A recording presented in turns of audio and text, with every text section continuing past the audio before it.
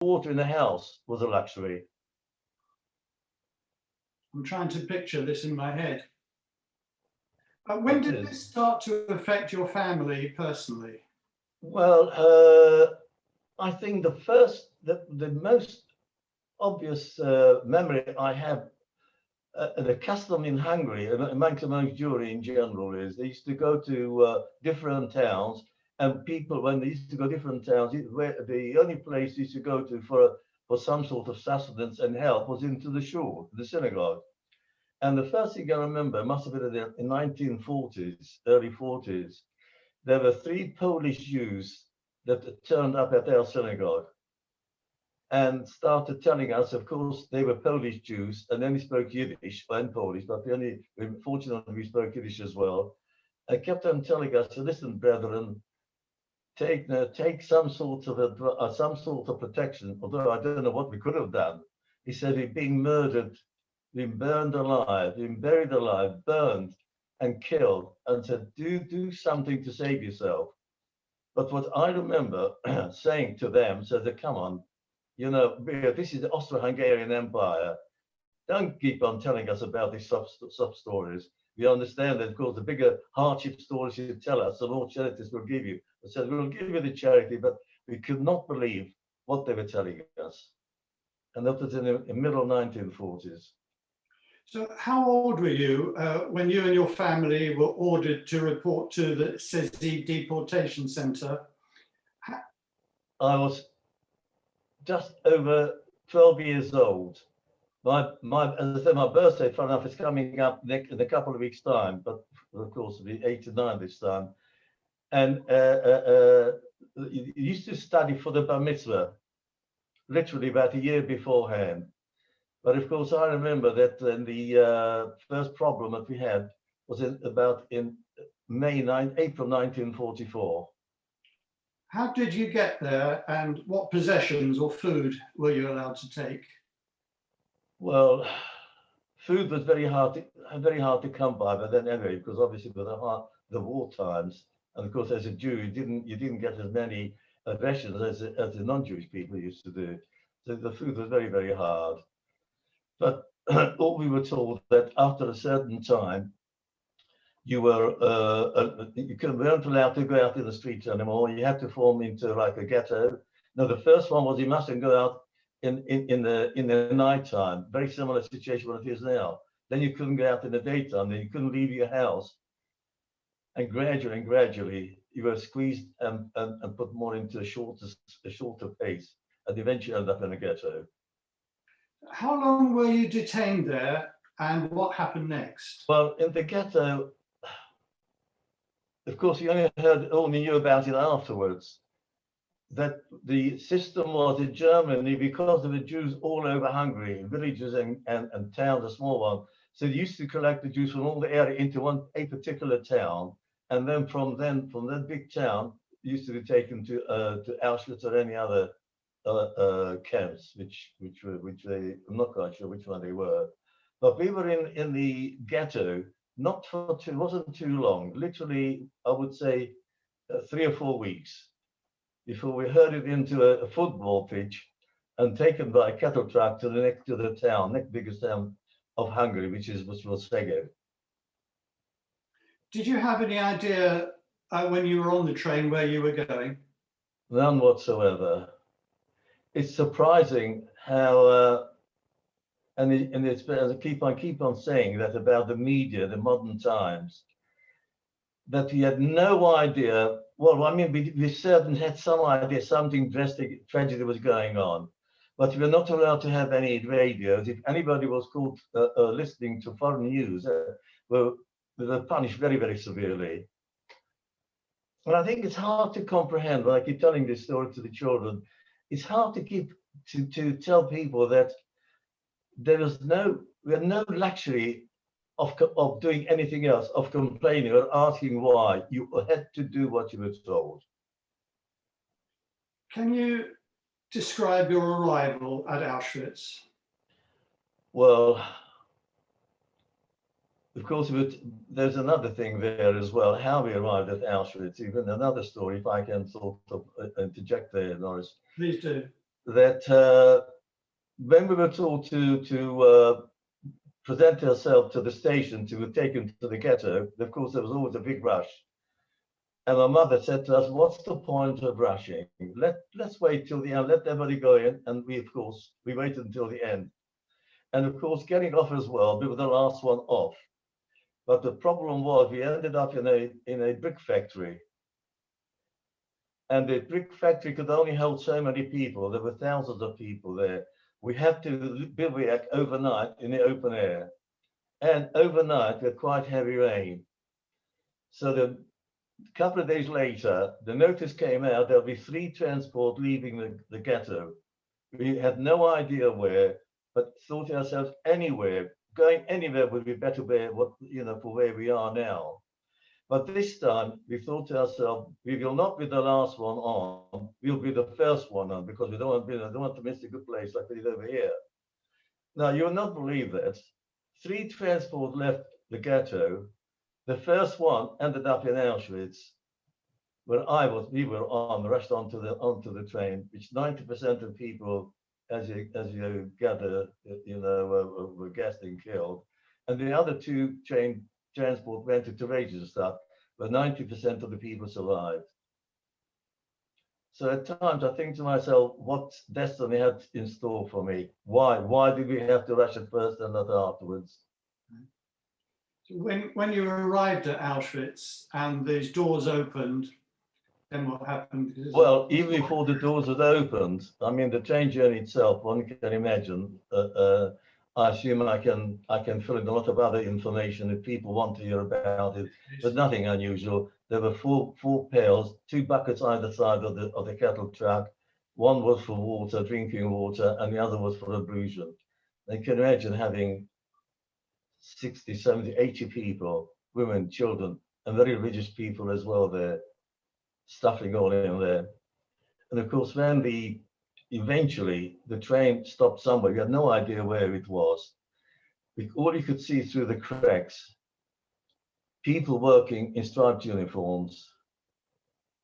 And they kept on shouting in Yiddish that, don't save any food, eat all the food up. And children, if they ask their age, you must say they're 16 years old. Well, needless to say, we had no idea what that meant, but we took notice of it. But when the train stopped, suddenly, of course, people kept on going down below, shouting in German, and of course in Hungarian, are there any sick people on board? But of course, what do you think? Having been closed in the cattle truck for about 4 days, we wanted to think ourselves, if you say there are ill people on here, then the door will open quickly. And needless to say, the more we shouted there are sick people on there, the more the door kept on being closed. Until someone said, can't you see what's happening? Don't shout, and there are any sick people on board. Of course, later on, when we were let out from the cattle truck, you could see some of the cattle trucks were not open. The lorries are just being obviously taken direct from there to the gas chambers. But anyway, so I stumbled onto the ground there, and the sight that greeted was absolutely horrendous. Hundreds of people, women and children one side, and able-bodied men and younger boys the other side. And as we started marching, I ran over to my mother, and she was holding the hands of my younger sister, brother, and 2 older sisters.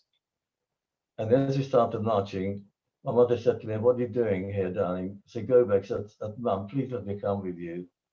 She said, go back to your brother. Of course, needless to say, that was the last time that I saw my family. And as we started marching, eventually we started marching, and you could see someone with a German officer with a white glove pointing left, right. Of course, we didn't know. At that time, besides the hunger and everything else, I had no idea what was going on. And suddenly he stops me. Literally, I can visualize it. I can visualize him every single night. And he said, wie alt bist du? Well, fortunately, as I said, I spoke Yiddish. Yiddish is similar to German. He said, how old are you? I said, automatically 16. And I mean that sincerely. For a millisecond, he didn't know what to do. And he pointed me to the right. But of course, if I'd have said I was only 12 years old, needless to say, I wouldn't be here tonight to tell you the story. Can you share with us who that man was? Well, so later on we heard it was Dr. Mengele. I know. And surprising enough, I might bring something into it very quickly, which I should have waited until later on. But I think nowadays people can telling education, education, education.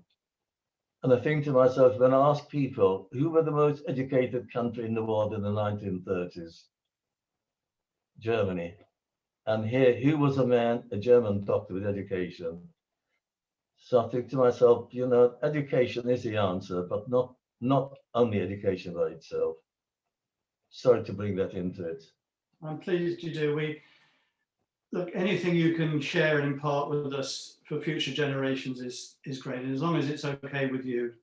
I know that all prisoners were tattooed with an identification number, but something happened when it was your turn. Will you share? Well, even before that, when of course I'm not quite sure how much to say about the actual horrors of it, about the showers, etc., etc. And I can fill it in if people want to hear about it. But as walking along there, the 2 days or the day after we arrived at Auschwitz itself, having been through the showers and everything else, and there's another prisoner with a uniform coming over to me. He was a Polish Jew. And he said to me, "Oh, when did you arrive?" He said, "I told him only yesterday." He said, "Oh, you're a Magyar, you're Hungarian." He says, "Oh, you know nothing from about pain and charity. We've been here now for weeks and months on end." And as a 12-year-old child coming from a very backward country, I thought to myself, how can you say that to me? How can you say that? But anyway, after what happened is because Auschwitz was an extermination camp, most people were, anybody who could not be used for work were just, as you know, gassed and cremated. And sorry, you have to remind me again. My mind keeps wandering. About the identification numbers, Oh yes. Well, they said, well, look, tomorrow morning the newcomers will have to queue up outside because when you arrived at Auschwitz after the shower, you were called up by the capo, which I presume most people should know what the capo is. If not, as I said, I can fill it in as well later on. And he said, gather around, and you were taken into the barracks. He says, you're here, you've arrived at a place called Auschwitz. Never forget that. And you were given a number. Forget your name. If you forget your number, you will not exist. So in other words, they humanized us from day one. And I always remember that number. But of course, that number was being tattooed on your arm, which we'll do later on. So queuing up one morning to have my number tattooed on the arm, there's about 20 people in front of me. And the Nazi guard there said, look, you'll all have to go home, not home, back to the barracks, come back tomorrow because we ran out of ink. So of course, we went back the following morning, queuing up, and literally this time must have been about 15 people in front of me. There was an air raid siren went.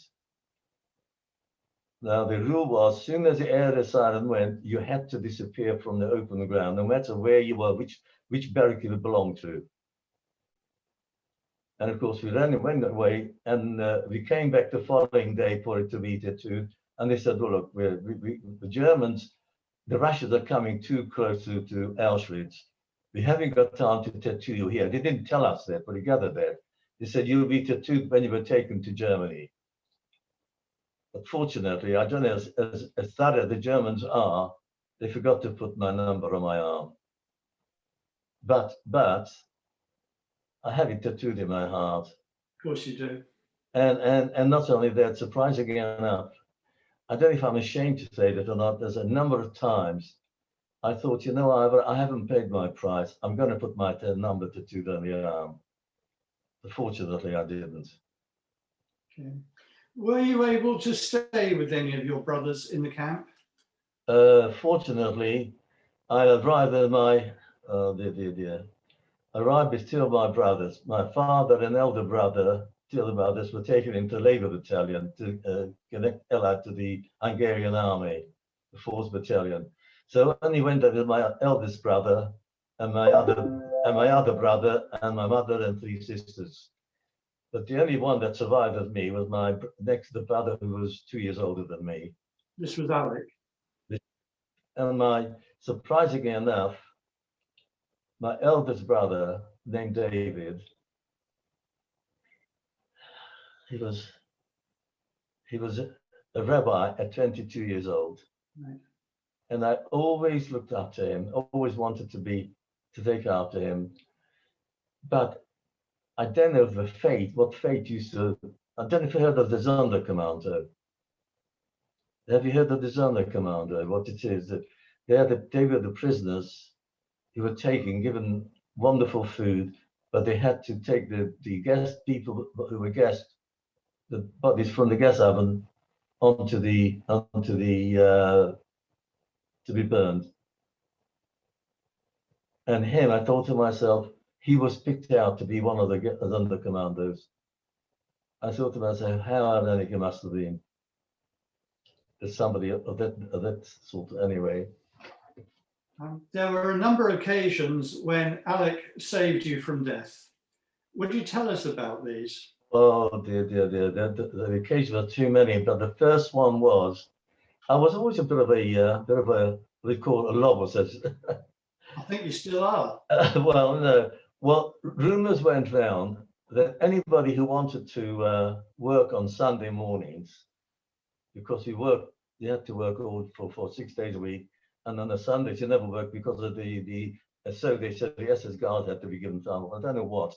But they said if you volunteered to work on Sunday mornings, taken out to cut the grass or some sort of other facilities outside the camp, and on the way back to the camp, as a reward, you were taken back through the SS kitchens, and you'd be allowed to lick out the cauldrons of the food. And of course, needless to say, all of us, especially me, I'd rushed as well. But what would happen is the air raid siren came along as well. So we had to rush back into the camp, and we didn't have time to go back to the block that I was stationed at. So the first block that was into the camp from outside was the children's block. So I ended up in there. And of course, when the air raid siren was over, the doors did not open up. And we kept on banging, screaming, open up the door. And after a little while, three men came up with white coats. And they told all our children to undress ourselves and walk past the 3 guards and to sort of pointing out, meaning who's able to work and who is not. And there's such a lot of commotion going on there that the Germans just gave up hope, went out, closed the whole block up altogether. My brother realized I wasn't where I was, and to cut a long story short, he begged me to come out from there. But of course, at first I was really, really worried and scared, terrified. And eventually I managed to get out. I'm not quite sure how, but that night there was a tremendous commotion going on, lorries running up. And we went outside, and the whole block, the whole children's block, was taken to the gas chambers overnight. So that was the first time that my brother saved my life, literally from the jaws of death. Of course, there was other occasions as well. Can I ask, what were your thoughts of what was happening to you as a 12-year-old boy? Well, as I mentioned, I come from a very Hasidic family, the Belts of Hasidim, very, very Orthodox. And to me, not believing in God, not believing in the, help from God, was just not an equation. I just hoped and prayed as well all the time that obviously that these things will not last very long. And in fact, there's another instance further on in my life when I went outside the barrack for my Mitzvah, which I tell you later on. We'll come to that. Yes. Were you assigned any specific duties in Auschwitz? There was. Were you assigned duties in Auschwitz? No. As I said, Auschwitz was like a sorting camp. There were not many people. There was Auschwitz and Birkenau. We were in Birkenau. The Birkenau was mainly purely for sorting out people to work and for execution for the nation. There were not many people. There were people who worked from Auschwitz, but were mainly purely a transportation camp. I didn't work there, no. The only time I did work there was walking along there on a nice sunny afternoon. Suddenly a couple, which I mentioned before, came along and started herding us. Come on, you want to do some work? What work would we have to do? We had to do some weeding from a ditch. Anyway, all right, so we went along there, and the couple, or the German, comes along, and he says, los, los, los, los. So I started climbing out from the ditch. And of course, the German came and started, bashing me about. And the Polish Jew next to me he said, where are you going? He said, I went out. He said, a los, a rose. He said, no, it means los. Los means quicker in German. He said, not out. A ros means out, and los means quicker. I thought he meant out from the ditch. Now, around this time, you were getting close to your bar mitzvah. Now, there was a little bit of no, that was later on. Of course, what happened was eventually the Russians, as I said, were approaching Auschwitz. So we were taken by train from Auschwitz into Germany itself. But even that journey to Allach, from Auschwitz, we were marching along, and there was a ditch on the side, and there was a siddur lying around on the floor. I mean that sincerely, including myself, about 7 or 8 of us started running to pick up the siddur. But unfortunately, somebody else got there before us. But of course, the German also got there with a dog. But you're saying about how we still hoped and how we were to get hold of a siddur meant so much to us. And of course, later on, we were taken into Germany and into another camp, which was a satellite camp of Dachau. People mention Auschwitz, Dachau, or Bergen-Belsen, but there were hundreds of camps all over Europe. And I remember it was a beautiful sunny day like today it was. And funny enough, also was about the same time as now, because my birthday is the 4th of February. And I went over to the wire, meaning obviously I couldn't go to the wire because the camp was amid a forest, carved out from a forest. And I looked at the bird, and the birds were flying. And I said to God, I prayed to God, please God, let me get out of this hellhole alive. I promise you, I promise I'll never ask anything else in the world. Of course, as you can see, I've said before, I'm here, but I still ask God quite a lot of things. Not always helping out, keeping getting help. Was this incident you're referring to in Dachau or still in Allach? No, that was a satellite camp of Dachau. That was Allach. It was about 100 miles outside Dachau, but Dachau itself had 10 sub camps. I was in Lager number 4, camp number 4. Okay. But I don't know if people realize where was the very first concentration camp built in Germany. That was in Dachau in 1932-33, and was the place was built purely for putting there people who didn't know what to do with people who are getting very old or senile or whatnot, and the people used to put them over there. And well, obviously they looked after them. I'm not quite sure how well they were looked after, but this I presume is a true story. That there was a very rich man wrote to the camp commandant saying, look, you've got my son or my child over there. What's the point? What's the point of him living? Can't you do something about it? And that's how the euthanasia started off in Dachau. I think that story can be substantiated. So in actual fact, the very first concentration camp was in Dachau. Can you tell us a little bit about your journey there and the conditions in Dachau when you arrived? Well, in Dachau, the camp, I suppose, was built out from a forest. And it was like sort of, it wasn't a proper building, it was like half underground, half on top of it. And well, because in the winter it was it's awful. It was awful all the time. The winter was exceptionally bad.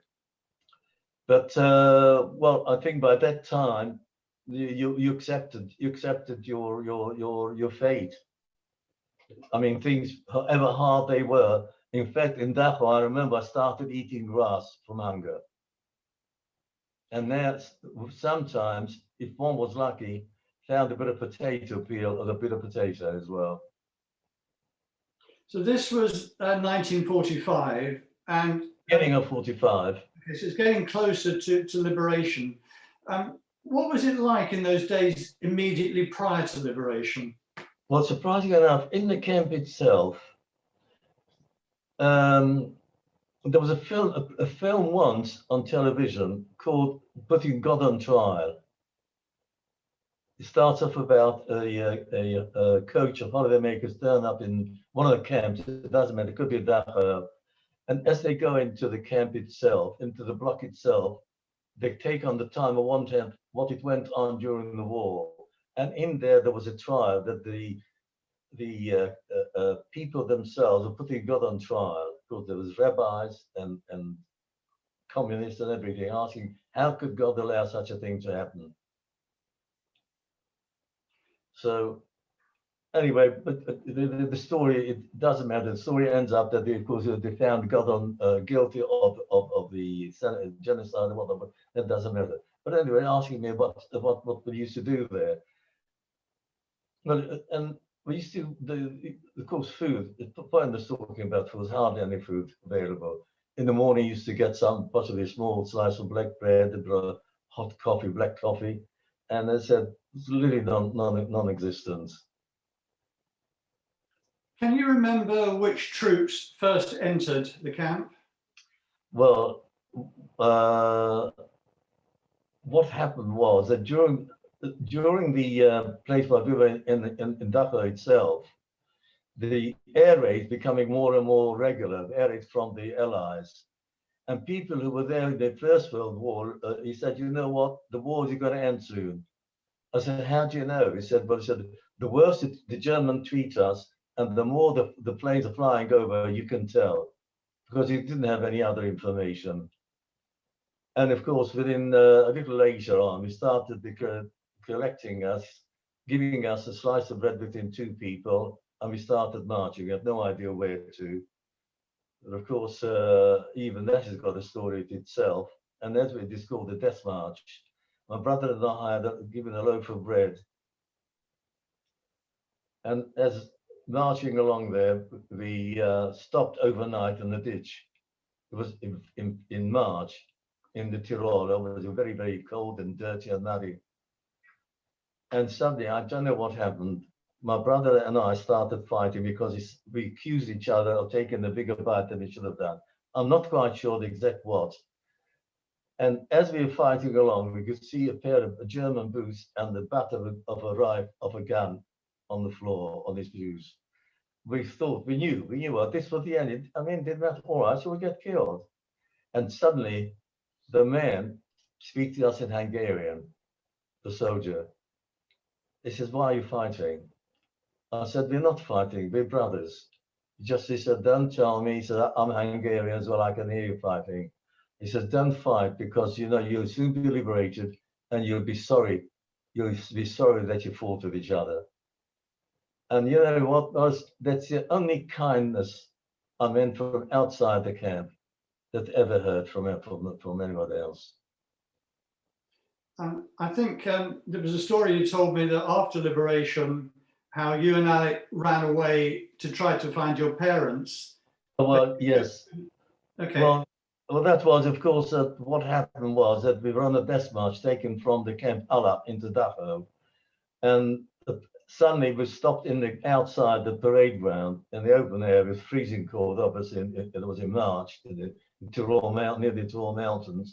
It transpired, so we heard afterwards that the German general was ordered to liquidate the camp and taking all of us to the Tyrol Mountain to be executed, to be killed. And he went into the officer in Dachau, to the camp commandant, and he said, well, look, I'm not completing the order. I'm bringing them here as far as it is. I'm not taking them any further because I do not want to be accused of war crimes. Well, the commandant said, look, I haven't got room. I've got absolutely full up. He said, well, you'll have to stay out in the parade ground. During the night, we could hear some shells falling along. And of course, a few shells fell onto the fence. And so you see people running out through there. And my brother said to me, come on, Yitzchak, let's run. At first, I was a bit scared. No, I'm scared. Because the tower, the guards were still, so we thought they were still there. So no, come on, you could see the people are running. But sure enough, the machine guns opened up. A few people got killed and ran back into the camp, in the parade ground. The following morning, the same thing happened. But that time we started running, we didn't hear any shooting, so we ran out as well. And as we were out there was an anti-aircraft battery, German anti-aircraft battery about a few hundred yards away from the camp. And there was a dead rabbit there. Picked up the rabbit and walked along there. There was a little barrack there for the German guards, which went in there. And this was the first time we managed to have a bit of sleep and a bit of food. Plus a story as well into how when the door kept them, first of all, we fell asleep after having a few mouthfuls of food. We couldn't have eaten much. And of course, we were absolutely terrified. Of course, we thought the Germans were coming. And the older man said, no, they're not Germans, because I would recognize them, they're Americans. Because we opened up the door, there's about 4 or 5 American soldiers took one look at us. And we said, we're not, we're camps, the Jew. He said, no, it's all right, we know that. So as a gesture, we wanted to offer them part of the rabbit stew. Needless to say, so no, thanks, leave us. It's all right, go on, have a rest. That's quite a story. After liberation, you and Alec were transferred to a displaced persons camp near Munich. Right. It happened to be a former Hitler youth training camp. That's right. We have a photo of you taken at this camp. Well, that cap and the jacket and the tie, it's all the Hitler Youth soldiers, which we commandeered from them. And that must have been taken about 2 weeks after we liberated, or 3 weeks after we liberated. But there was a funny story of that as well, because you used to see the barracks, above the barracks where we were billeted, we kept on running, young children kept on running up on top of the roof. What happened in the loft? And there were some guns there, newly made rifles. Of course, we took those down and we were playing around with them. And I went over to another friend, one other friend, I knew him, and pointed the gun at him, and he was absolutely terrified, but I didn't know what I was doing. He dragged the gun away from me and he slapped me in the face. He said, don't you dare do that again. I said, why, what? Well, you obviously didn't know what was going to happen to you next. No. I mean, how do you feel in these uncertain times? Well, by that time, I think you knew you were alive and you can start living again. And all you were concerned about is trying to get home to find out the family. And we were there for a couple of months. I'm not quite sure what. And suddenly my brother and I, he was 15 and I was 13. And he said, well, why don't you go home to find out if any of the family survived? So we said, well, right, fair enough. It's a lovely day in the Bavaria in Germany. So he said, well, what shall we do? He said, never mind, we'll go out and start asking where is Hungary, where is Moscow? No idea. Anyway, we went out from the camp. We were walking along there for about half an hour or so in a beautiful Bavarian countryside. And a few other survivors were walking back towards the camp. And he said, where are you two boys going? He said, well, we're brothers, we're from Hungary. You want to walk back to Hungary to see if any of your family survived. And they said, look, boys, come back to the camp with us. There's a United Nations organization there. and ask them. I'm sure they'll give you advice to find out if anybody's alive first before you go where. And anyway, we said, besides, you know, where is Moko? Where is Hungary? We said, well, we don't know, but we'll ask. We'll ask them and possibly find directions. He said, no, come back to the camp. So he went back to the camp, went into the United Nations office and said, can you help us? And we said, yes, we want to know if any of the family survived. And he come back in 2 days' time. So he went back in 2 days' time, and they said, no, I'm sorry, none of your family survived. But then we thought to ourselves, well, what's the point of going back to Hungary? So in respect of that, at that point in 1945, you and Alec managed to get on a transport to Southampton, England. Well, but photo here of your ID card. That's right, yes. God, I haven't seen it for a long time.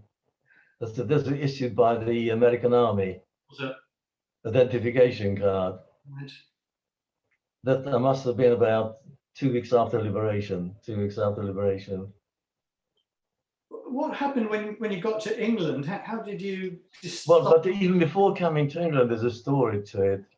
That the the world, first of all, once the gates of hell opened up, before then nobody wanted any Jews to come to be saved. I mean, there are stories going around about ships going around the sea for weeks on end, months on end, with a few hundred Jewish refugees. Nobody wanted to help them. The world could see what actually happened in the death camps. And quite a few countries were prepared to open the gates to them. But of course, the Zionist organization were there as well. And they said, look, as far as we're concerned, anybody who's got a parent alive can go with their parents. But any child that's got no parents, we will not allow them to go anywhere else other than Palestine. I said, all right, well, we want to go to Palestine. But of course, the British said that no way, there's a mandate, there's no way can you go to Palestine. But they said that we can give you 1,000 visas for 1,000 children to come back to England. And of course, America also was prepared to take in some refugees. And of course, where should we go? Should we go to England, America, and etc., or Canada, Australia? So where do we go for questions? Of course, there was a Klausenberger rabbi, the very famous rabbi, who always used to go for questions. And he said, as far as he's concerned, the biggest mitzvah, biggest thing you can do, get out of Germany. Doesn't matter where or when. And the first transport that left from the camps after the war came to England. And as we were the youngest children alive, we were given the first option, which one where to go to. But of course, once the Zionist organization heard that children being taken to England, there was a whole commotion going on there. So they said to us, get yourself ready. Tomorrow morning, meaning 12, or rather midnight, 11 o'clock, a lorry will come and take you to Munich airport, because they wanted to try to not to let the Zionist organization know that we were going. So midnight, we left one of the camps there to go to Munich airport. But even then as well, we arrived at Munich airport, and there's a whole commotion going on there. What was happening? There were 2 or 3 RAF planes waiting for us. And apparently it turned out England was fog bound. That was November 45. So of course it couldn't take off because it couldn't land in England. So what shall we do to us? We couldn't go back to the camp because all the organization and paperwork would have been gone to miss. So they took us to a nunnery. Now, I shall never forget that nunnery. It's the first time I ever remember.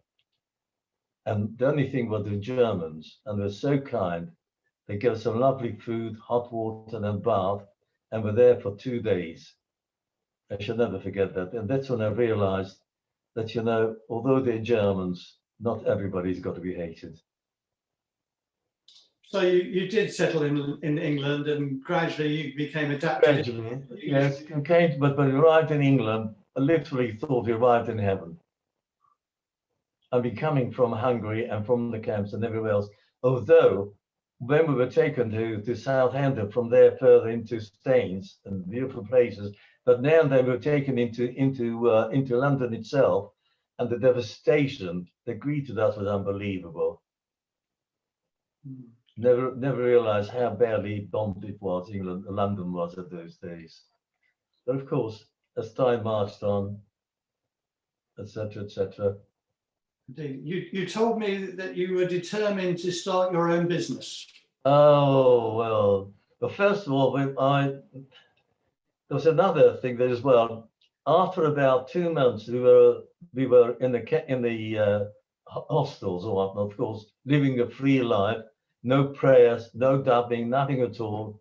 Of course, the rabbis came along from us to go to different hostels. They said, "Are there any religious children survivors here?"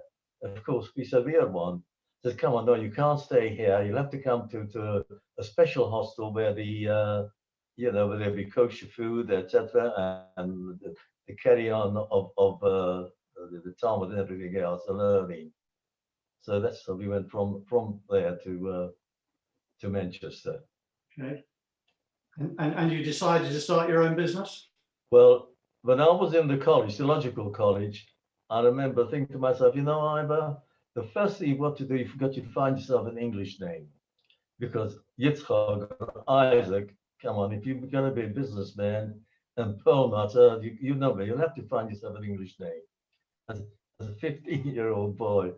So I said, well, what name can I have? And there were a few other boys from Gated in the college. And one of the boys' name was Yitzchak, like me. And I said to him, what do you call yourself? So I call myself Ivor. Yitzchak is Ivor. I thought to myself, well, if it's all right for him, I'll call myself Ivor as well. And of course, to have the surname, I didn't want to lose my name altogether. I didn't want to find a new name. I thought to myself, what I will do, instead of Pearl Matter, I'll cut it down to Pearl. I'm going to go forward slightly because when you were 18, you met someone who was going to become very special to you. Oh, dear. Well, I went in business. I was in partnership when I was 18, 19 years old with a friend of mine. And this friend of mine had a cousin, and we used to do some sorts of buttons, and not quite sure what, doesn't matter. And he said to him that Leslie and I would like to come along and do a bit of work for me. So yes, certainly. So I went along there to do some work. And his cousin said to me, Ivor, would you like to meet a nice Jewish girl? But of course, at that time, I was far too young and too shy. I said, no, I think I'd like to sort of try to build up a business first. He said, no, it doesn't matter. Come along there. We have a cup of tea and meet the girls. And, it doesn't have to come to anything at all. Anyway, so we invited us back there on a following Saturday night for the Shabbos meal. And of course, I was very, very shy. There were 3 girls there, 12-year-old, 18-year-old, and a 20-year-old girl. Anyway, it doesn't matter. So had a lovely afternoon. So the Victor, his name was Victor, introduced us to the girls. He said, well, Ivor, did you have a nice time? I said, yes. Well, why did you ask for the girls to go out? I said, I don't think so. But he said, oh, why just go out? Anyway, so I phoned up the number, and I spoke to a lovely girl. And I said, oh, how about going to meet us at the Lions Corner House for a coffee? And I thought about 2 and 6 seconds I can afford. I had to ask my brother to lend me his overcoat to take off with my girlfriend for the first time ever. And anyway, as we pulled, and she said, do you mind if I bring my sister along? I said, no, not at all. Anyway, so we meet each other at Lions Corner House, and this girl comes running towards me, and I thought I was going out with the elder sister, not the younger one. But the younger one came towards me and said, what's she coming here for? But it turned out it ended up the middle one. Yeah. And that's a collage over there. I know, and the story just grows and grows and grows. Oh, yes. We've got a picture because we're going to show a picture now, and it's going forward a few years. There we go. Yeah, that's right. Okay, and can you just share with us who took that picture? I think most people heard Boris. Yeah. Boris, the photographer. Mr. Boris Bennett. Yes, that's right. There was on never realized. Yeah. But what he did to me, did very, very well, because my left hand is not showing, but my shirt wasn't long enough to show the cuffs. So he said he couldn't let that go without that. He actually painted the white cuff shirt up on the end of the sleeve of the jacket there. Right. It's a lovely picture. Well, brings back memories. Of course. Now look, we're going to go forward quite a bit now, because you told me how you suppressed your innermost feelings for years. And I can understand that, but what was the turning point for you? Do you know what? That there's so much help out there now for us. I mean, not for us in general, but that sort of thing wasn't there when we should have needed it. We should have had some sort of help for what we went through. But sorry, my mind went off again. You'll have to put me in the right direction again, Morris. Inquiry, what was the turning point when you decided to start speaking about your... Oh, yes, no. Well, I thought the best way for me forward was to get myself up, dust myself up, and get on with life, and try to have as little as possible with the Holocaust, with extra things. But of course, having been on the board of management of my shul, the VE Day came along, Victory in Europe, which is compared to not the victory in Japan of World War III. And they said we have a commemoration of etc., etc., etc. After the service, there'll be a reception, and the rabbi will give a speech, and you talk, the bishop will be there, or I don't know. And Ivor, as you're the only survivor on the board, you'll have to start giving a talk about the Holocaust. And I said to him, I might be the only person on the board as a survivor, but I haven't spoken about it even to my family, even. Never mind to big audience. And I'm afraid I can't. I don't know what to do, what to say. He said, fair enough, but that you could see an occasion like that cannot let you go by without somebody representing the Holocaust. Well, I said, all right, I've got a friend of mine who does go around giving talks to children in schools. All right, good enough, doesn't matter who. 2 weeks before the commemoration, he comes to Miss Ivor, I'm afraid that the person you recommended us is going to Israel with the other groups, big groups of the 45A Society. And unless you find somebody else, you'll have to sort of do the representation. And I couldn't find anyone. And I literally had 2 weeks of sleepless nights. I said, what can I say? What should I say? Anyway, obviously I had to do something.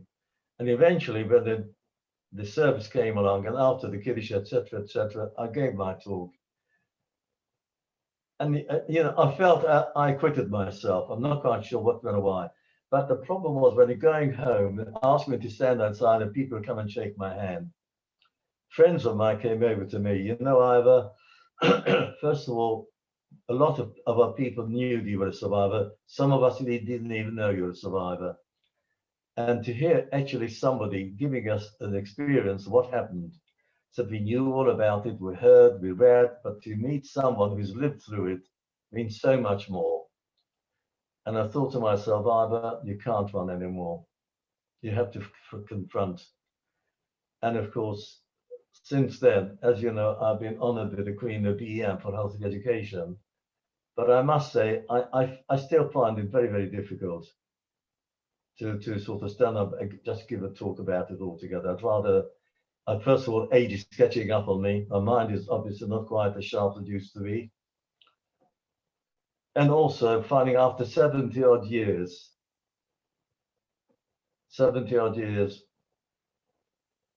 you think to yourself, with all the other problems in the world, surely people know all about it. And if they don't, will they want to know, will they still want to know my story? Yes. Although what happened then, nothing equates to what's happening now. I know. Let's look something a little bit happier, because in 2002, you celebrated something very special. From this to this. Oh, yes. Well, I never had a bar mitzvah. And surprising enough, as I was on the board of management of the synagogue, people didn't realize 2 things. I wrote a book about my life story. I called it Chicken Soup Under the Tree for a reason, a very, very, very, very strong reason. I don't know, I might explain later on why as well. So every time I heard chicken soup mentioned, that meant something more to me than to the ordinary people, ordinary Jew. But of course, bar mitzvah as well. Having been a warden on the shore, and we had to sort of interview or meet people with mitzvahs. And every time I thought to myself where I was when I was 13 years old. And of course, people, including the rabbi, said, "Come on, Ivor, why don't you make a second? Let's have a second bar mitzvah than you have." I didn't think I'll survive for 83 years. I thought I'll have it when I was 70. So I had my my bar mitzvah when I was 70 years old. Did you get any fountain pens or briefcases? No. But surprisingly enough, no, mind you, yes, the only one thing is that you used to, my son, the doctor, my son, who taught later, is very, very capable. Yeah, but he printed the invitation, and on there he said, "No presents, but give it to the charity." I'm not quite sure. I'm not quite sure which charity, but obviously, no. Okay. Well, a few years later, and we're going to go on now to 2015. You traveled to Germany to testify at the trial of the former SS guard Oskar Griening, known as the bookkeeper of Auschwitz. Now, that must have been a terribly traumatic experience for you. Could you elaborate on this? Well, that was a funny situation. I have a phone call from, I said, apparently he said he's a judge from Germany. He said, "You understand you're a Holocaust survivor from Hungary?" I said, "Yes." So, "But have you heard of Oskar Griening?" I said, "Well, a bit of a rumor." So anyway, he is the prosecutor of Oskar Griening, and he needs witnesses to testify against what happened to the Hungarian jury. I said to him, I'm not quite sure the name, the judge's name. I said, "Yeah, I was 12 years old, and it's 70 years later now. I haven't got much of a memory." They said, "We know exactly the situation. All we want somebody come along to see who actually went on the ride at Auschwitz itself. The rest is, he's quite prepared to testify." I said, "Well, I'm happy to be of help to you, but I'm afraid I won't go to Germany." He said, "Fair enough. There'll be a German what's the name? Lawyer? Yes." He said, in England, you can go testify there and affidavit, etc. So fair enough. So I went to him, or rather than when the children came, I said to them what happened. And they said, "Dad, this is such a shame that you can't go there, because a trial like that will never happen again. They'll be televised worldwide, and it's a shame you can't." He said, "Well, I feel as though," I said, "You know what?" My son David said, "Dad, I'll come with you. We'll go." So as much as it hurts me, so I phoned back the judge. I said to him, "Yes, I think I'll be quite, well, not prepared. I'm coming along." But I must say that from day one, the reception and the treatment we had from Germany was just unbelievable. But also, we were taken into a lovely hotel. A coach turned up, and as we started being driven to the courthouse, 2 German police turned up with machine guns. No. Oh, dear. Then I thought to myself, "No, wait a minute. Now they're here to protect us," because there was demonstration going on from the Germans about the trial. So I thought that's a bit of a different story, different result. But of course, we turned up at the trial itself, and a couple of things happened. The judge said, "Look, we understand the situation, how you feel. All we are concerned about is exactly what happened. We don't want to hear a hearsay or how you feel. Just tell us what happened." I said, "Fair enough." And we're sitting there in the courthouse with hundreds of people there, the cameras, etc. And my daughter, who came with me, said, "Dad, look, he's here." I said, "Who?" He said, "Accused." I look across the court, and there's an old man with a Zimmer frame, with a nurse either side of him, and 2 lawyers behind him. Now, I shall never forget this also. Suddenly, I had visions, I visualized what I'm going to do, what I'm going to say, and my whole hatred just disappeared. I said to him, he said, "You bastard, couldn't you come here with your jet boots and your uniform? I've got a hate in me." But I said, "I can't. I couldn't hate." And in fact, when my affidavit was over, I said to Judge, "No, I'm not supposed to say anything to the accused. May I address a few words to him?" He said, "Certainly, Mr. Pearl." And I looked at him, I said to him, I lost so many nights sleep because of you. And looking at you now, I feel sorry. I feel sorry for myself that wasted all those years, all the sleepless nights. That's quite some story. Through your association with other Holocaust survivors, you returned to Auschwitz in 2016 and again in 2019. This is you at the front. That's right. And my daughter there, that's yes. Me. Both times you're accompanied by members of your family. Yes. Two of whom we're going to hear from in just in a few moments. That's me and my granddaughter and my daughter. But first, could you just tell us how it was for you to walk through the entrance with the infamous slogan, "Work sets you free"? Well, the first thing which I remember, in fact, going to the coach, I would like to have said to the children, you know, kids, when I came here 70 odd years ago, I didn't come in an air-conditioned coach. And once I did arrive there, I didn't leave, going back to a nice 4-star hotel. But funny enough, I don't know if you know the March of the Living, what it consists of. We were taken there for about 4 or 5 days, visiting various concentration camps. And on the day itself, the March of the Living is that about 10 to 12,000 people come from all over the world, because Auschwitz and Birkenau are two different camps that are separated by a mile or 3 kilometers from each other. And the march is called From Auschwitz, You March to Birkenau. And when the march started, they said, "People who cannot march, would you mind waiting for a coach who'll take you through the back door?" And I said, "All right, well, I think I don't think I'll be able to march." So the coach took us to the back door and he dropped us off there. And suddenly we were waiting. There's about 12 of us waiting there. And I said, "But why are we waiting here?" So the gate is locked. So they haven't got a key. So it's a funny thing. So the first time I got here, I didn't have to wait to be let in.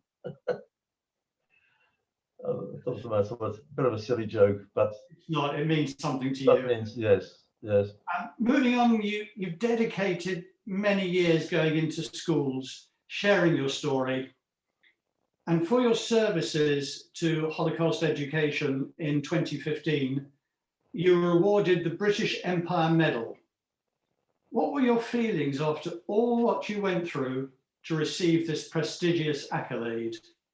Well, first of all, there's even a story behind that, if I can tell you that, the long story, Maurice. By then, my darling wife, had dementia and had to be taken into a home.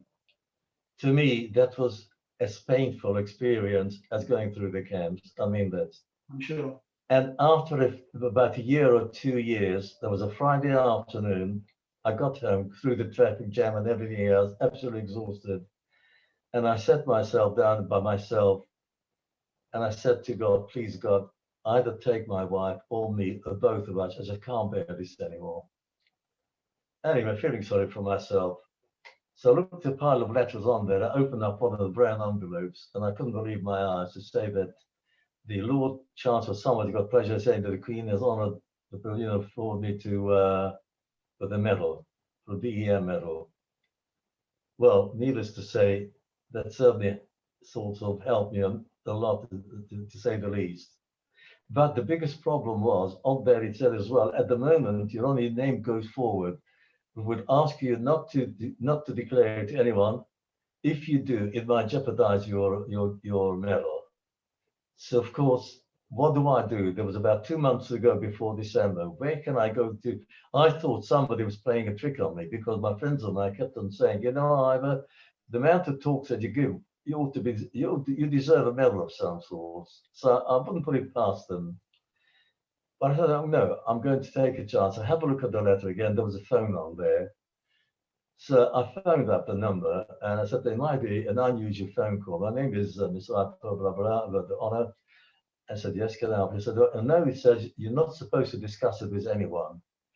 But I feel as though, is it a genuine medal, or is one of my friends playing a joke on me? They said, no, Mr. Pearl, you put name forward and accepted. But to this day, I do not know who it was. We've got the medal, it's behind you. Oh yes, well no, the medal is there. Although Leave it there. I must say that nobody knows about it, and I don't know why. I feel that just the fact that I've been honoured is good enough for me. And it's very well deserved. In November 2019, as part of its Say No to Anti-Semitism campaign, you were invited to a certain moderately well-known football team's training academy. Yes, I had a big problem there. When I was asked to go to, as you can imagine, to represent about the Holocaust, I said, oh, I'll be honoured. But he said, what club is it? He said, Chelsea. I said, Chelsea? That's why, what's the problem? He said, I'm an Arsenal supporter. I said, all right, I'll go along there, as long as Arsenal is not mentioned. It's a nice picture.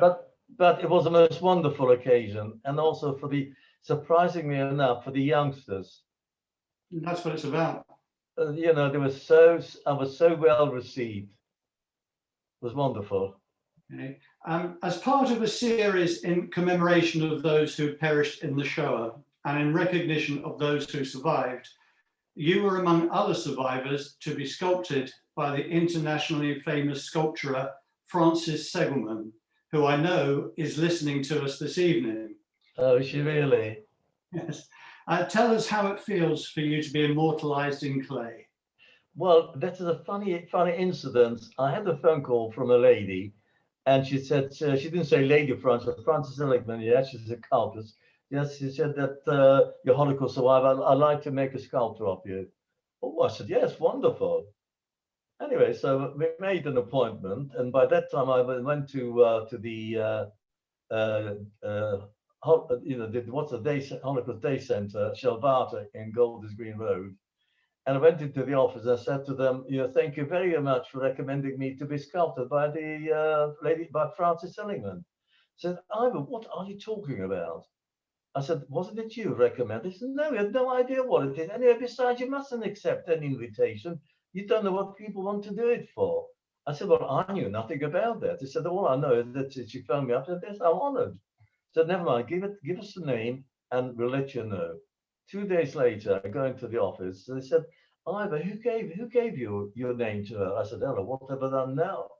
He said, no, well, she's a very famous sculptor. She's married to Sir Jack Petchy. That's right. And I said, why, wasn't it you? He said, no, it wasn't us. Well, of course, then they were more than delighted that I've been accepted. And I'm honored. I'm honored. Well, I must say, having seen it, it is an absolute work of art to cherish. Well, it's but you know something. How should I say some certain things? I don't know if I can say it around. That I feel at times I consider her my mother. And I said to her as well. She looked a bit surprised because we get on very well together. And I said to her, you know what? In 100 years' time, I won't be here, or even earlier. But this statue will be there, and no matter what, somebody might pick it up and say, "What? There was a person named Ivor Perl who was here at one time." And what a story he had to tell. Well, one thing is for certain, that despite the horrors of the Holocaust, you came through it and are blessed with your wonderful family of 4 children, 6 grandchildren, and 4 great-grandchildren. Yes, very. And by that time, unfortunately, my wife, my darling wife, was quite sort of in the dementia by that time. So it brings back bad memories as well as the lovely memories of all the family, a lovely family. Of course. Now, before we conclude, I would like to introduce your son David and granddaughter Leah to tell us a little bit about life growing up as 2nd and 3rd generation survivors. So they're going to come on the screen, Ivor, so you can have a little rest for a few minutes. Lovely. Hello. Hi, David. Hi, Morris. Hi, Dad. Hi, Leah. Hello, darlings. My first questions to you, David, are when did you first become aware of the Holocaust? And what age were you when you learnt your father was a survivor? It's a good question. It was always there. We always knew something terrible had happened to Dad, but we weren't quite sure what. And it was never talked about. It's what's commonly called the conspiracy of silence with children of survivors. But I would say about 10, 11 years old, I remember hearing stories about the Holocaust and that Dad had somehow been caught up in it. But beyond that, it wasn't until I was probably 15, 16 that I started having more awareness that Dad was a survivor and what that meant. But still very patchy details. As Dad said, he didn't talk about this at all until much later. Did these feelings affect your identity? Oh, totally. I mean, I've been on a lifelong journey to try and find out who I am, and went into psychotherapy, had to go and train as a psychotherapist to try and get myself sorted out. And it's sort of a no-win situation, I think, being a child of a survivor. The inner conflict of having a dad who emotionally wasn't there for me because he couldn't be, and I understand that. And yet, as a boy, I needed a father, and he just couldn't provide that for me. And the guilt, so the guilt that I sort of struggle with versus needing a dad that was more emotionally present, and that inner conflict still at times is I can't square it up. You know, and having just listening to Dad again tonight, I mean, I've heard his story many times now. It's just amazing that I'm here because of all those chances. Can I come in there a second, Morris? Yes, of course, sir, I guess. I think possibly you might ask David after when we went together to the March of the Living. I was actually just coming on to that. Yes. Oh, sorry. Well, go on. I'll say it afterwards. Then later on, be more appropriate. Sorry. As Dad says, you accompanied him on the March of the Living, and I wondered if you could share how this experience was for you, and if it changed your relationship with him. Yeah, it was very, very painful, very profound. I couldn't even mention the word Auschwitz without feeling physically sick many years ago. And I knew deep down in my soul that I was going to have to go and visit this place at some point. I never thought I would have the opportunity to do it with Dad. So it was sort of bittersweet. It was the first time that Dad went back. And when I was telling people that I was going to Auschwitz, I used to say to them, I'm going back to Auschwitz. I'd never been there before. And yet every time I said I'm going back to Auschwitz. So it was almost like this in the DNA that we know can get affected. It was like in my bones that I had been there at some level, even though I had no explicit memory of it. And I think it did help us bond and reconnect at a deeper level. I mean, there's no doubt about it. Our relationship has had its ups and downs over the years, and we've often not seen eye to eye on many things. And I challenged Dad, and I sometimes think he finds that quite difficult. But I think we have an honest relationship, an authentic relationship, and I hope he respects me for that, just in the way that I respect him for everything that he's endured. Yeah. Ivor, does this answer the question for you? Yes. But funny enough, I mean, it's when we went to Auschwitz with David. You remember there was you took a film of that as well, which somehow or other some people said it was a professionally made film. It was a wonderful film. But the one thing that I remember always, that there was the detachment of Israeli policemen from Israel as well in Auschwitz. You remember about 100 policemen are there. Yeah.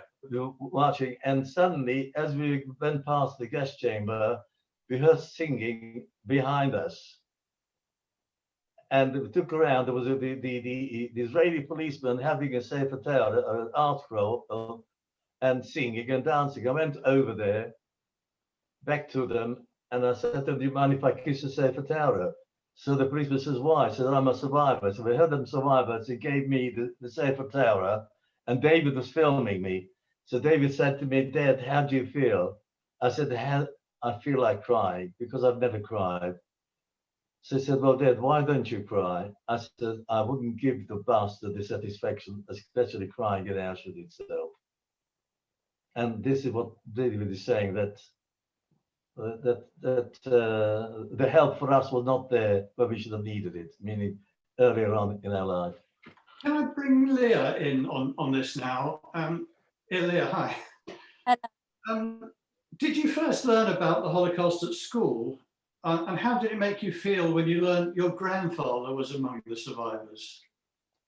I was told about the Holocaust when I was about 10 years old by my mother, but it was only really when I went into secondary school, year 7, so I was 11 years old, where I actually really started learning about it and being educated about it. I had a very empty, sad feeling when they would show videos and pictures, and I would sit there and my class of 35 would be around me, and I'd be thinking, like, God, like my grandpa went through that. And it was a very uncomfortable feeling sitting there seeing, you know, quite visual pictures and videos, and me just thinking that him and his family had to go through that. Thank you for sharing that. As we mentioned earlier, you accompanied your grandfather on the March of the Living.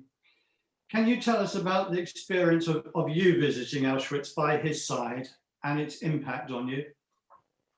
Yes, so as I said, when I was in secondary school, learning about the Holocaust, one thing that always stood out to me was my Jewish studies teacher comparing Auschwitz to the size of around 200 football pitches. And having been to football matches, I tried in my mind to comprehend the size of that, and obviously thinking, my God, that's massive.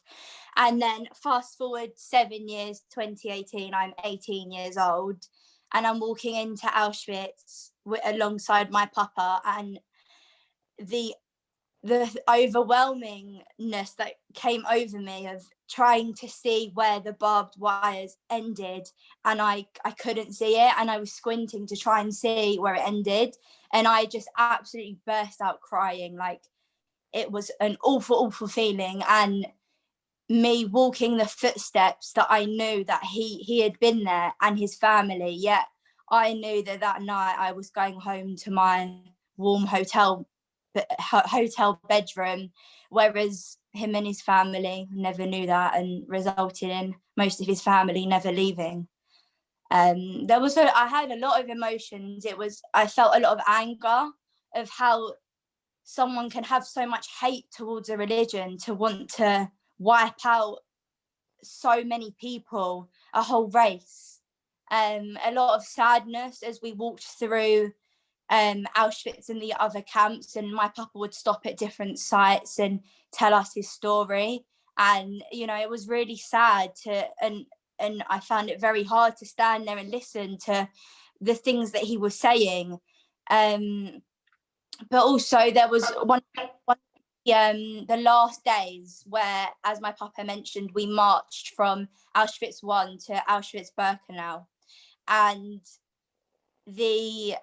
as when we arrived into Auschwitz-Birkenau, everyone started singing the Hatikva. And when I say everyone, I'm talking 10,000 people.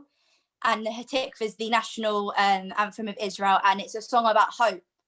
And I just remember feeling so proud that here we all are. We tried to get wiped out, yet we stand as one. And, you know, they tried to get rid of us, and look, we're stronger than ever.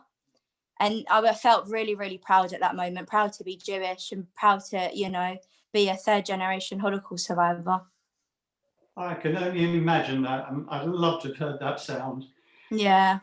As a 3rd generation survivor, you inevitably bear the responsibility of ensuring the horrors of the Holocaust are never forgotten by future generations. And that's quite a challenge. What part do you think you can play in this? I think I've come to the realization that within the next 10 years, there will be very few survivors left. And it is so important to me to keep my papa's story alive, to keep the memory going, to educate others that might not know about the Holocaust or not know a lot about it.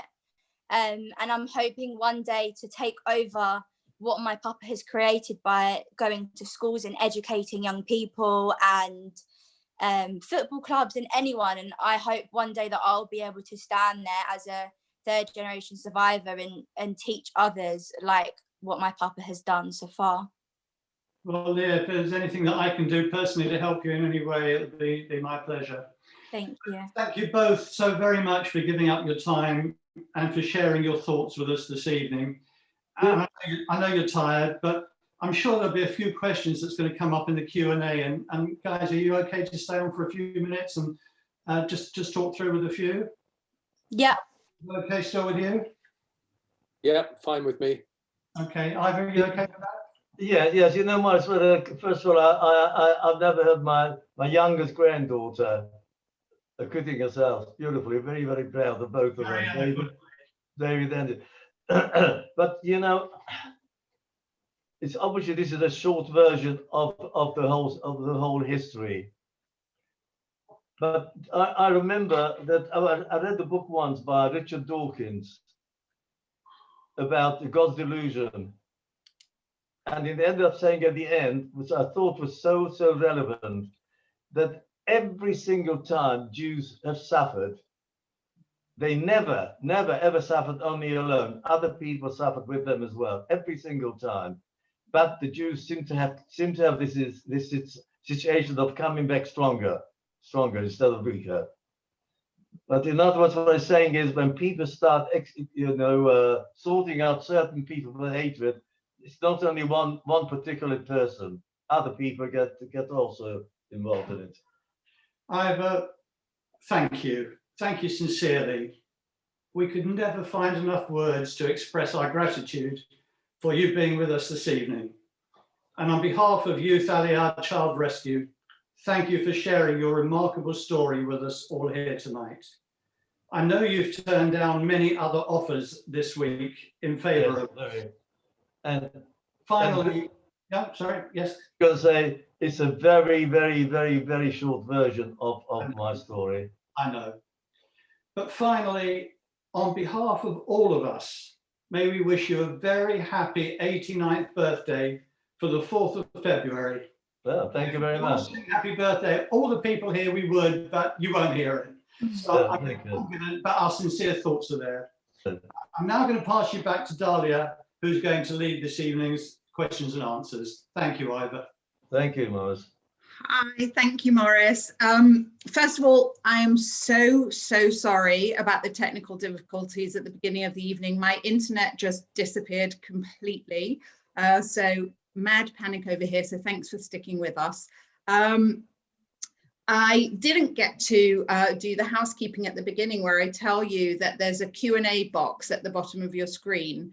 And so if you'd like to ask questions, you can type questions into that box and I'd be happy to ask them on your behalf. If you don't want your name mentioned, and I'll remind you that we are recording the event, you can ask those questions anonymously. While we're waiting, I'm going to give you some time to get those questions ready. I'd like to tell you just a tiny bit about Youth Aliyah Child Rescue. I'm the CEO of the charity. The charity actually started in 1933 as a direct response to the changes that were happening in Germany. A woman called Recha Freier in 1933 saw that there were restrictions being put on young Jewish men being able to work or get into any kind of work training programs. And so she started arranging for groups of boys to be taken to Palestine so that they can go into job training programs there. And this was really the beginning of Youth Aliyah Child Rescue. She then managed to get other people, including the Jewish Agency and Henrietta Zold, who founded Hadassah, to get involved and to start supporting this work of getting as many young Jewish people out of occupied Europe and to safety in Palestine. And what they did with the children there was they built youth villages where the children could be housed and cared for and also prepared with vocational training. So those same youth villages still exist today. One of them, Yamin Ord, was founded by the British Jewish community many years ago, back in the early 50s. We've been supporting this 5 youth villages for many, many decades now. Over the years, they continue to take children, refugees, children who had left Nazi Europe, and then it evolved to take children from other countries of conflict and anti-Semitism, including Libya and Morocco and Yemen. And over the years, successive waves of Aliyah have come to the villages. More recently in the 70s and 80s, lots and lots of children from Ethiopia. And since then, children from the former Soviet Union, escaping really devastating situations. And today, those youth villages have also opened up to native Israeli-born children, often children of immigrants, whose home situations are not suitable for raising children. So we take care of children who have experienced profound trauma. They get all of the emotional and academic, but really emotional support that they need, so that they can not just survive what they've been through, but can thrive and become whole and go on to become productive members of society. So that's what we do. We raise money to make sure that those children from all over the world have what they need, so they also can go on and live amazing lives. So we invite you to join us on that in any way that you'd like to do that, whether it's through donating money, whether joining a committee to help us to put on events like this and to fundraise, or just by sharing information with friends and family about what we do. So I think that has given enough time for the questions to come rolling in. So let's get started. We start with David Shamash. Thank you, David. David asks, what you went through, did it make you a Zionist or pro-Israel? Some people think if there had been an Israel, there would not have been a Holocaust. I'm not so sure, as the Germans might have killed the Jews in Israel. Would you like to speak to that? Like, how do you feel about Israel, Ivor? Well, surprisingly enough, as I mentioned, after the war, we only wanted to go to Palestine, nowhere else. But of course, once we couldn't, we came to England. But I was in theological college about 3 or 4 years, in 1947. I went to the headmaster, the rabbi, and I said to them, I'm going to go to volunteer to the Haganah, because at that time, of course, as you know, the mandate was on to fight for the state of Israel. And he said, you know, Ivor, stay for another year. You'll have plenty of time to get killed. Stay for another year to study. And I thought to myself, a year? Oh, come on, this is impossible. No way. But I managed to stay, and the rest is history. But no, to me, when I first saw the Star of David flying in Tel Aviv, was absolutely, my hair stood on end. I always have been and always will be a very, very strong supporter of Israel. David and Leah, do you want to speak to your relationships with Israel? I've been to Israel once. I went in year 9 with my school. I didn't really, there wasn't, relating back to the Holocaust, I didn't really feel anything there, but I always feel a sense of my second home. I feel like if anything was to ever happen, I feel like they would always welcome me there with open arms. It's such a beautiful place, and I'd love to go back soon. David? Yeah, for me, I'm a strong believer in the need for Israel, but I haven't followed the religion. I married out, and growing up, I used to think, why would I want to follow a religion that's going to get me killed? You know, and I learned to play small, to keep my head below the parapet. And so certainly being proud of being Jewish wasn't something that, as a youngster, teenager, I felt. It hasn't been until the last probably couple of decades that I'm very proud to be Jewish, but it's not something that I follow as a religion. So again, just more inner conflict that I can't square up. I've been to Israel many times, like it there, wouldn't want to live there though, absolutely, but believe there's a need for a state for Jewish people. A couple of people have asked, so I'm not going to name, but a couple of people have asked, Ivor, what happened to your brother after you came to England, and was he in a way a father figure to you, or what was your relationship with him like?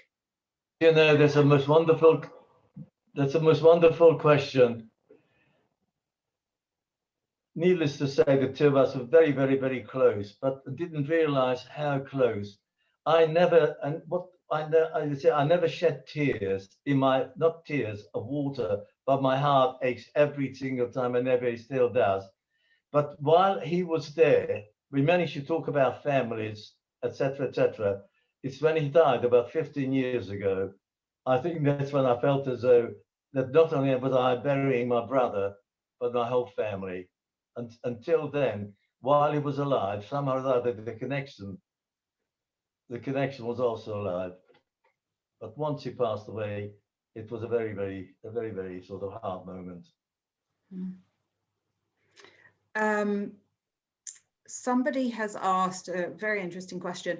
Do you find that your relationship with your grandchildren is easier than it was with your own children growing up? I think the question should be asked at every grandparent, not only me. But I must say that I do feel that my family is the most important things in life, definitely. But the only thing I remember about grandchildren is saying that my daughter said to me, Dad, why didn't you give us also ice cream every time we ask us, and instead of every time your grandchildren ask you, give them? They said, because you are bringing them up. I don't have to bring them up. Right. But I must say, I'm proud of my family. Yes, it looks like you have a lot to be proud of. Yeah. And let me find another. We have a number of thank yous. Tina Curtis, our trustee, says thank you. It's an honor to have had the opportunity to hear your story tonight, and it is our duty to promise that we'll continue to keep the story of the Holocaust alive for the generations to come. Thank you, Tina. Leah, how proud are you of your grandfather? He's such an inspiration. I'm so, like, words cannot even describe how proud I am of him. And he honestly inspires me every day. If ever in life I go through something challenging or difficult, I just look at him and I think if he's managed to stand so strong where he is today, then I can get through anything. But he really is my inspiration. I think for a lot more of us tonight as well. Lovely, lovely. You've got a hi from Leslie Pollock. Yes, right. There you go. Let's see. So we have an anonymous question here. Somebody is asking, how do you feel when people deny that the Holocaust ever happened? And somebody else actually asked, what would you say to educate Holocaust deniers? Well, two things. One I say to people, if I was face to face with a Holocaust denier, I say to them, you know what, I'd rather shake the hands of my SS guard rather than you. This, at least he had the decency, this he wants to kill us. But to be the Holocaust denier is like you're living the pain all over again. How can that be? Sorry, what was the second one? The second.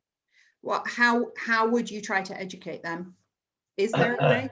other than keep on going and telling them about what happened, but also to emphasize that very, very strongly, education on its own doesn't mean to say that every country that's educated will not have any hatred going on. There has to be other thing coming along with education as well. Yeah. Kate Robinson is asking, with horrible events going on throughout the world, do you feel people have learned anything or nothing from the lessons of the Holocaust? Are you asking me? I think the question should be asked for someone else. Do you know what? I think that's great. I think you can all answer it. I was going to say, it's not necessarily a Holocaust question. David, you want to answer that? Yeah, I'll answer it. I don't think we've learned anything from the Holocaust. There's similar atrocities that have gone on since. And I think as a species, we've still got a long, long way to go to get anywhere near being semi-conscious, where we're more compassionate and accepting as a species to each other and celebrating our differences and respecting those differences. So no, I don't think we've learned anything. And I don't say that with any good feeling at all. It saddens me that I say that, given what the only thing I can add to that question is talking about the Holocaust itself. When I give talks lately, I've been asking the children, when did the Holocaust start? And if you could ask any of the audience, I wonder what they would tell me. Most of them would say about 1939, 40, 35. And I said to them, you're way, way, way out. The Holocaust actually started about 800-900 years ago, about anti-Semitism going on. Only the Holocaust only happened because somebody like Germany came along and gave you the green button. Press the green button and tell you to do what you want to do. But the hatred and whatnot, as I said, as David said, still goes on. But it doesn't mean to say one doesn't have to go out and try to educate the world. That's what happens if they allow themselves to be led the wrong way. A number of people are asking about each of your relationship with God and how that has been shaped by either your experiences in the Holocaust. Would you each like to talk a little bit about that? Well, that's a very, very hard question to answer, because I wonder how much of my belief is purely from belief, or is it purely from heritage?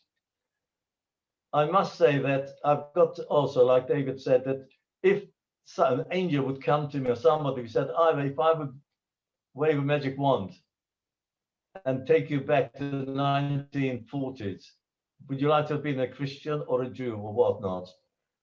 And I don't know what I would have answered. But having suffered, having to pay the price of being Jewish, obviously, is a tremendous pride in it. David, do you want to talk a little bit more about your? Yeah, I don't see God as a sort of an almighty single entity. I do believe that there is something more than just our physical bag of cells that we inhabit, where that consciousness resides, what happens to us when we die. I'm open to other possibilities for sure. I used to be very much of a sort of a scientific black and white thinking, and if we couldn't measure it, couldn't see it, it didn't exist. But I don't believe that anymore. I think there's too many coincidences, and I think it's arrogant of us as a species to think that we have all the answers. But as a single unifying entity, I don't believe a God as such. How about you, Leah? I'm still on my path of trying to find what I truly believe in. I definitely believe in some sort of God, but I feel like, how could God let something like the Holocaust happen? I find that quite hard to comprehend. So I'm still on my path of trying to find what I truly believe in, and I hope that I do come to an answer one day. But I feel like right now I'm very 50-50 with what I believe in. Yeah, it's a tough one to answer when we don't have the answer, right? Yeah. let's see, I'm looking at time. It's 10 to 10. Do you want to wrap it up? I know, Ivor, that you get very tired these days. Do you want to wrap it up? Yeah, okay. I will then say, first of all, I'm really, really sorry to everyone who took the time. You have, just so that you know, another 25 more questions. So we have to cut it off at some point. Thank you to everyone who took the time to write in the questions. I'm really, really sorry we didn't get to them. Thank you with all my heart to Ivor and also to Leah and David for taking the time to be with us tonight, and Ivor for opening yourself up again to tell your story, and for knowing how important it is to keep telling your story. I know it's not easy for you, so thank you so much. If I may say just one thing before cutting off, I think it's, in a way, I think what David said partly is true, that when I said before about when did the anti-Semitic hatred started, it took literally hundreds of years to get where we are. It's arrogant of me to feel that all that can be straightened out in one lifetime. But as long as we go on that route to try and to show the world what can happen, that's the important thing. Yeah. We should all every day try to make the world a little bit better. We can't stop trying, right? Yeah. Thank you sincerely. This has been absolutely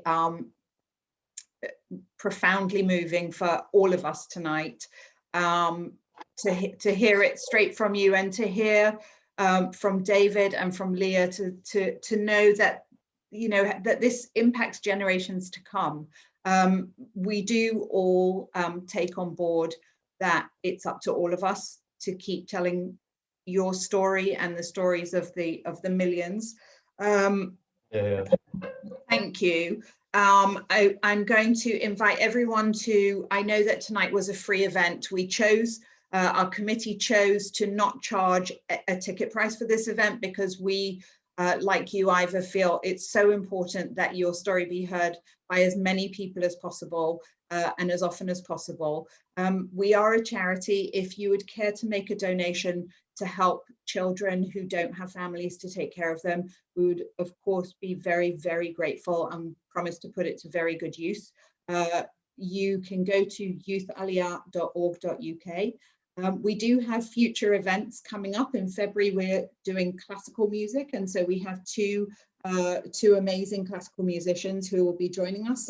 Debbie Wiseman, who is a composer and conductor, and Rochelle Goldberg, who is a world-traveled professional violinist. And then in March, we are doing retro pop again, and so we will have Marty Wilde joining us on the 10th, and on the 22nd, Leslie Cavendish, who was the Beatles' hairdresser and hairdresser to the stars, and apparently a great storyteller and a lot of fun. So please check our website. They're only £5 each. We'd love for you to join us, and keep checking for lots more exciting events coming up. I want to thank you, Ivor, David and Leah, once again for being with us. And of course, thank you to all of our guests, to the office team that has been supporting this. Nicola and Deborah, you're both amazing. And to the committee. Thank you all so much. And thank you, Morris. Good night, everyone. Thank you, Ivor. Sleep well. Bye-bye.